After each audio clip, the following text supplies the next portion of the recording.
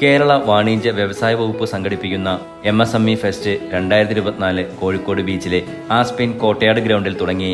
പ്രത്യേകം തയ്യാറാക്കിയ പവലിയനിൽ 30-ൽ പരം സംരംഭകരുടെ സ്റ്റാളുകളും തയ്യാറാക്കിയിട്ടുണ്ട്.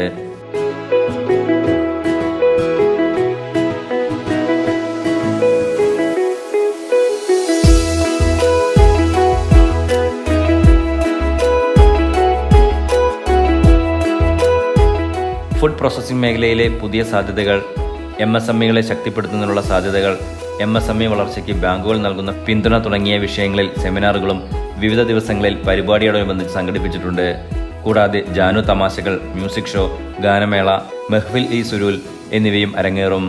ഫെസ്റ്റ് ഡിസംബർ 31-ന് സമാപിക്കും.